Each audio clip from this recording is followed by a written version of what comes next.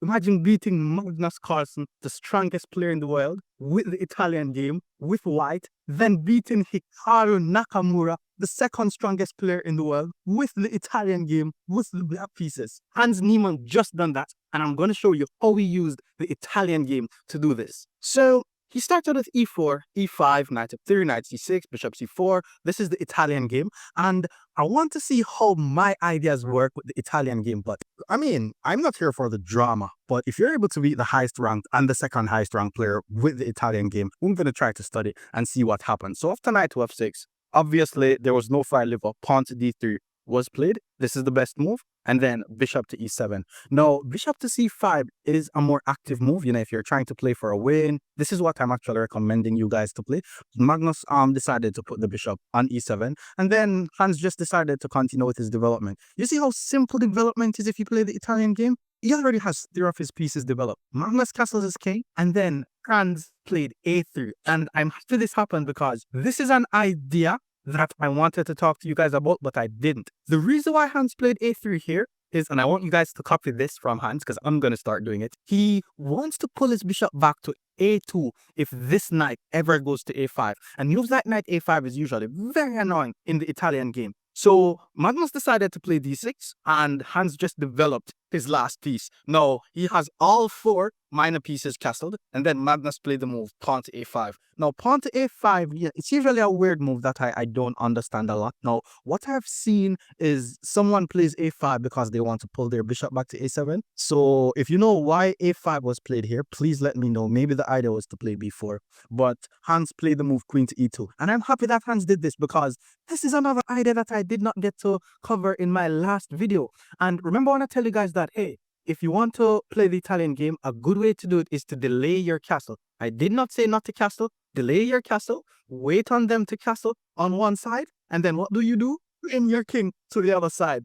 The plan of using a pawn storm to start your attack on your king, and it's crazy that Hans Niemann is doing this. So I want to show you guys how exactly he did it. So after Magnus developed his bishop, Hans castled his king on the queen side, which is crazy. I mean, I don't know about you guys, but I'm going to start doing this, and I'm going to show you guys how it worked in my games. So queen to d7 was played, you know, Magnus is connecting his rooks, and then rook to g1. I told you guys, plus Italian game blueprint 101, and delay castle, that's blueprint 101. Now, castling on the opposite side of the opponent, this is if you want to be fierce and off the books and off the raids. Like, I still recommend that you castle on the king side in the Italian game. If you want to throw in a queen side castle every now and again, please knock yourself out. By the way, I'm on vacation. Maybe the camera is not the best, you know. Please stay with me. I'm on a very nice island in the Bahamas. There was a chess tournament. But anyways, rook to g1, Magnus played the move knight to g4 because obviously Hans wants to play moves like pawn g4, pawn h3, start the storm, and Magnus was like, nope, let me prevent that. Let me get the bishop here. And obviously, bishops are better than knights, so you're going to be expecting Hans to move his bishop away. But he played h3. The guy was like, take my bishop, because if you dare to take my bishop, it's going to go in the plan that we spoke about in that last video, which is called with doubled pawns in the center. And that's what Hans did. So here's what happens next. Magnus played a4. This was the first, you know, weird looking move. Again, I don't understand why Magnus played a5. And then I still don't understand why he played a4. But if Magnus did it, you know, he had his reason. But the computer didn't like it. And Hans decided to punish it the right way. Bishop to d5. I guess he wanted to put his knight on a5, maybe play pawn to b5, or pawn c6, pawn b5, or knight a7, pawn b5. I don't know. If Magnus did it, it's not terrible if Magnus do it. But Hans played bishop to b5, and now we have 2 pieces targeting this pawn on a4. So queen back to c8 was played, because obviously the bishop pins the knight, and usually when your piece is pinned, you don't want to stay in that pin. And then Hans played pawn to d4, which is a pawn break. Now, again, this is crazy because how I told you guys to play with the double pawns in the center plan is to actually go like queen f2, queen g3, knight h4, knight f5. That's a possibility. But Hans actually decided to play pawn to d4, breaking in the center of the board because the knight and the bishop is on adjacent line. So this whole idea was to play this d5 move. But Magnus decided to play knight a5. You know, he's not trying to get fought. Pawn to d5 was played, chasing the bishop away. He had to pull his bishop back. And then he simply captured the free pawn on a4. At this point in the game, Hans is already ahead by a pawn. I mean, it's crazy though, because the guy played rook to g1, pawn to h3. We are expecting him to do a pawn storm on the king side, but let's see. By the way, I did not study this game before I made the video on it. So I'm actually learning about the game while I'm reviewing the game. So pawn c6 was played, and then Hans played knight to d2. So again, Hans played it. It's not a terrible move, but does that mean this rook g1, h3, g4 idea is something that is good? We don't know, because he actually didn't do it in the game. Knight d2 is actually a fine move here, because it's actually Magnus who is trying to attack in this position. So Hans is actually trying to swing his pieces back to the queen side to defend his king. So Magnus pulled the bishop back to e8. I mean, that's the thing with Magnus. He just plays weird move. Why would you play bishop back to e8? You shouldn't be undeveloping your pieces like that. I mean, hopefully Magnus watches some of my videos so that way he could, he could get some tips. Bishop back to b3 was played. This is also a move that I wouldn't play, by the way, because, bishops are better than knights. If you put the bishop here, the knight is just going to take it. But after bishop to b3, the knight did take the bishop. Why would you just give up your bishop for a knight? And then he took with the pawn. Now, the funny thing is, Hans is actually still better here because he's ahead by a pawn, and he has 2 knights versus 2 bishops. And I know that I told you guys that bishops are better than knights, and it is true, but it really actually depends on the position, because if the position is open and the pawn structure, there's no pawns in the center of the board, the bishops are going to be beating the knights. But if the position is closed, there's a pawn traffic jam in the center of the board, the bishops has no diagonal. In that case, the knights will be better than the bishops. But anyways, pawn takes, and then pawn to f5. Magnus is trying to open some lines on the king side. Magnus is also trying to open the position, because if you're the one with the bishop here, it's very important that you try to trade pawns and open the position.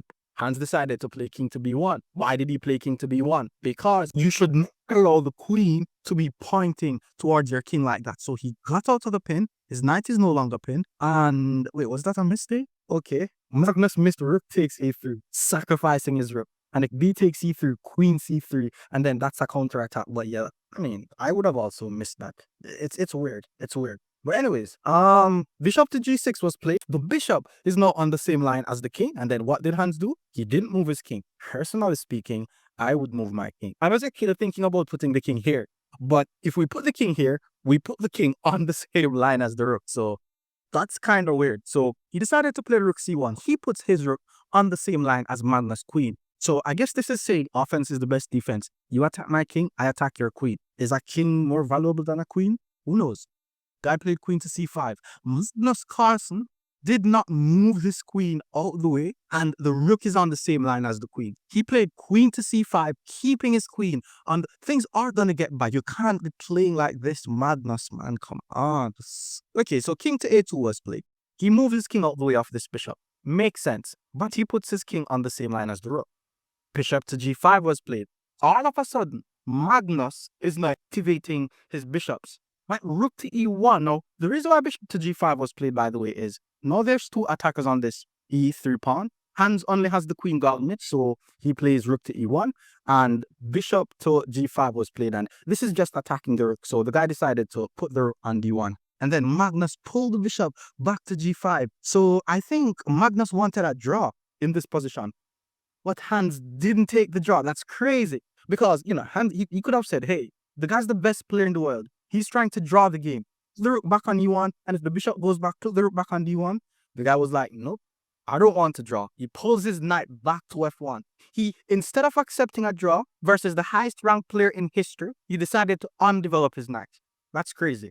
And then Magnus played the move, pawn to f4. You see, I told you guys that this would happen. You can't keep the queen on the same line as the rook. Look on the blunder that the world, not the world champion, but look on the blunder Magnus just made, because he kept his queen on the same line as the rook. All Hans did now was just play knight e4. Now it's over, it's GG's. If Magnus moves the queen, and it's just a free bishop, it's GG's. So he had to sack his queen to get, some compensation, but it's still over. Hans is now ahead by 2 points. He took rook to e1, guard his pawn on d5, and then from here, we're just going to be seeing some trades coming off the board. So Hans is just going to win from here. So let me show you how Hans decided to pull it off. It's actually a very nice endgame, because we know Magnus, he's still was fighting with the bishop here. He pulls the bishop back. Hans got his knight in the game. Magnus is now pushing his pass pawn, and then Hans played pawn to b4. Like, actually, saw what happened in this game, and it is just so instructive because remember what I told you guys about end games? Like, this is called a pawn majority. Like, this is so instructive, yo. I want you guys to do some math. This is 3 pawns. This is 1 pawn. What is 3 minus 1? 2. With this being said, if you have pawn majority on one side of the board, you should advance the pawn majority because you could eventually create connected pass pawns. And Hans did it perfectly. Watch this. Rook e1, advancing the majority. Advancing the majority.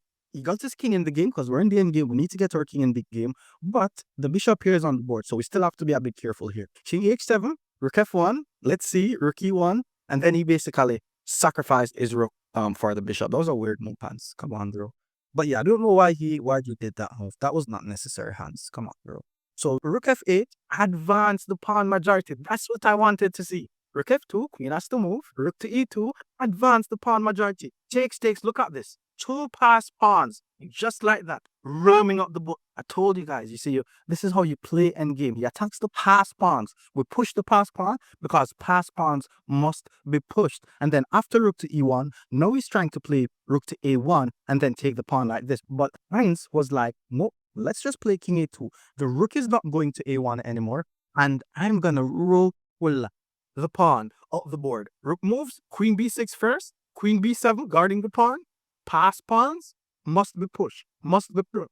Sack the queen and look on that. Look how instructive this was. Now, you know the funny thing is, Hans used the Italian game with the black pieces. Remember how I told you guys that the Italian game can also be played with the white pieces and the black pieces? Hans used the Italian game with the black pieces to defeat Hikaru Nakamura, the second strongest player in the world. Stick around.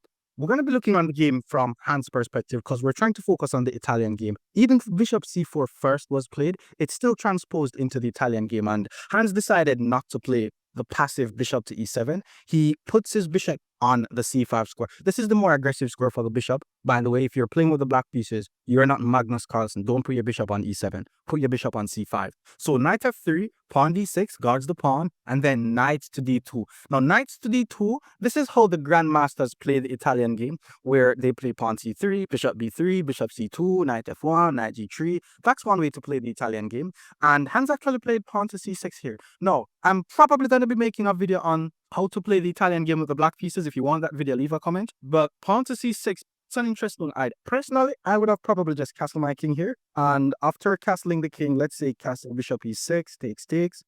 Now we could use the double pawn in the center plan. Knight c6, queen e8, queen g6, knight h5, knight f4. That's how I would have done it. But Hans decided to play pawn c6. Now, the reason why Hans played pawn c6 is after the bishop went back, well, he basically wanted to play d5 and gain some tempo on the bishop.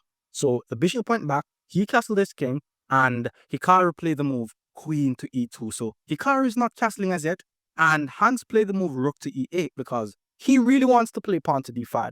But if you're going to play moves like pawn to d5, if you're playing the Italian game, or pawn to d4, remember, it is symmetrical. The same idea that I'm telling you to do with the white pieces, do it with the black pieces. The same idea that I'm telling you to do with the black pieces, do it with the white pieces. So rook e8, pawn h3. Pawn h3 is a nice move, by the way, if you're going to be playing the Italian game, because it prevents a knight or a bishop from going to the g4 square. And then Hans played pawn to a5. Now, remember in the last game, Magnus played a5 and I really didn't understand why he played it. I actually know why Hans played a5 here. Like, the guy wants to play a4 and trap the bishop. If the bishop goes here, pawn b5. So Hikaru played pawn c3. We know about these ideas. And after a4, the bishop goes back to c2. Now, keep in mind that Hans is actually slightly better here. Like, not like it's in the negative, negative 0.2. So he decided to play pawn to d5. And the reason why black plays pawn to d5 here is because it's a pawn break. And Hikaru's king is still in the center of the board. And if the king is in the center of the board, you need to open the center. So pawn d5, knight f1, and then pawn to b6. Why pawn to b6? Is because h3 was played, so the bishop is not going to g4. The bishop can't go to f5. If we put the bishop on e6, we lose this pawn. We can't get the double pawns in the center idea. The bishop is literally not doing anything on d7. So the guy decided to put the bishop on the a6 square, which will be on the same line as the queen. And this is why I tell you guys, don't be trying to memorize openings. Understand how openings work. The guy just knew that he needed to develop the bishop, and he found the best square to develop the bishop. But let's keep going. Knight g3 was played. Hikaru is very aggressive. He's trying to maneuver the knights towards the king's side and then start an attack. And then Ants decided to take the pawn. Why did he take the pawn? Because the king is in the center of the board, and if the king is in the center of the board, we must open the center. Pawn takes, bishop to a6, developing the bishop, gaining a tempo on the queen. The queen has to move out the way. And again, it's like, Hans have something that I don't have. I mean, well, the GM title, but that's not what I'm talking about. It's like, normal person would simply trade the queens off the board and said, okay, I'm not going to lose. The guy decided not to trade the queens off the board, knowing that there's so many pieces pointing towards the king. He played queen to c7. He kept the queens on the board. That's crazy. And Hikaru plays knight to f5, starting his attack. But maybe Hikaru doesn't watch my videos because he's attacking with his king in the center of the board. That's not a good look. Bishop back to f8 was played though. And this bishop f8 move is thematic. Basically, knight to f5 is attacking g7. Queen to g5 is coming in to target g7. So this is called a prophylactic move. Basically, if you see the opponent plays a move and you know the idea, you know what the opponent wants, you could actually prevent the move before they play the move, or defend against the plan before they actually follow with the actual plan. That is called prophylactic thinking. So bishop f8, queen to g5. Now knight h6 is some ideas. What Hans did, he got his king off the same line as the queen. And then after queen to h4, the guy played knight d7. So he finally completed his development. The Hikaru king is still in the center of the board. What did Hikaru do? He plays bishop to g5. The guy's just aggressive chess, aggressive chess. I'm going to attack his king. I'm not going to castle the king. I almost say don't be like Hikaru, but that wouldn't be a good tip. I almost said it though. I almost said it. Yet back to g8 was played. Back to g8 is a weird move.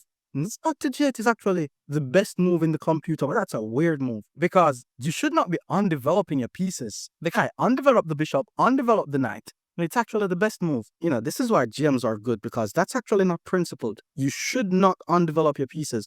His whole idea was the pieces are just not really doing much to attack the king. That's the whole idea. So now, we defend our king. This king is in the center of the board. What are we going to do? We're going to ensure that we prevent his king from castling on the king's side, start our attack in the center of the board, and if he tries to run to the queen side, we attack him on the queen side. Let's see if this is what Hans did. So, okay, he castled the king, and then knight c5. Personally, I would hit Hikaru with pawn to a3. So, but that was not, it's a decent move. Because, you know, he castled and you should play moves like a3. But he decided to play knight to c5. I guess he's just preparing his pieces, getting his pieces in the attack first. Bishop to e3 was played. It's crazy because the attack actually did not go in. And now Hikaru is the one who is undeveloping his pieces. That's crazy. So pawn to f6 was played. Why was pawn to f6 played? Pawn to f6 was the best. Why was this the best move, chat? Okay, that's a GM move. Pawn to f6 was played though. You should not push pawns on the side that your king is on, by the way. And you should not take away a square from your knight. But I'm not going to say don't be like Hans. Knight h2 was played. Now Hikaru is pulling his knight back. I guess he wants to play g4 or f4. He has to do some pawn storm, and the knight also wants to go to g4. Okay, f6 was played because he wanted to put his queen on the f7 square. Obviously, that was a nice move. That was a nice move. Bishop takes c5 was played by Hikaru. Bad move, by the way. And we know why this is a bad move, right? You don't trade bishops for knights in an open position. Now, Hans has just two very, very strong bishops. And then Hikaru plays a defensive king to b1. Come on, Hikaru. To take is a mistake. Hikaru, you should only trade if it improves your position, if you're seeing this. So bishop to c4 was played. Now we're targeting the a2 pawn. We're looking for targets on the opponent's half of the board. We're basically forcing him to push pawns on the side that his king is on, because we know that you should not push pawns on the side that the king is on. So what do? We provoke the weakness. That's the term. Bishop a2, force the king to move, pull the bishop back to b3. And why is Hans trying to trade the light squared bishops off the board? Because Hikaru has light square weaknesses around his king. Knight d6 was played, and then queen, wait, what? Wait, what? Am I, just take the knight? And if the rook takes, just take the bishop. Mr. Hans Niemann? That's crazy. What was the idea? Takes? Oh, I guess A takes, and if rook takes, we sack the rook? No, we don't sack the rook. There has to be some rook sacrifice ideas here. I mean, guys at gym, he pull his queen back to F8, sacrificing his rook. That doesn't make any sense. Bishop takes C2, knight C7, and then bishop takes D1. That was weird. That was a weird continuation. But if you look on the evaluation bar, black is actually completely outclassing white here. Rook takes D1, rook D8, queen G4, takes, and why is black so much better here? I think it's because of this bishop. That also looks like a free pawn. This knight looks like it's trapped. This knight is not doing anything. But this knight is also not doing anything. I guess it's doing a defensive role. Who knows? Queen c8 traps the knight. Queen takes, queen takes. Oh, queen c8 traps the knight. The knight has no squares. So Nika took on a4, Hans took on c7, and it's now over. It's GG's. So let's see if Hans converted this into a win. Pawn f3, got the queen on the file, got the knight in the game. Very good. Just notice how he's getting his knights in the game. Knight d2, knight f4, knight c4, pawn b5. And then here we just need to chase away the knight. And after knight a4, we pull the bishop back to b3. And again, look on this knight. Where's the knight going? Back to b3, back to b3, queen to e6, attack the knight. There's nothing that white could do here. Hans is just completely winning. That's a free pawn. And then I'm assuming in a few moves, Hikaru Nakamura resigned. Ensure you use the Italian game. See you in the next one. Peace.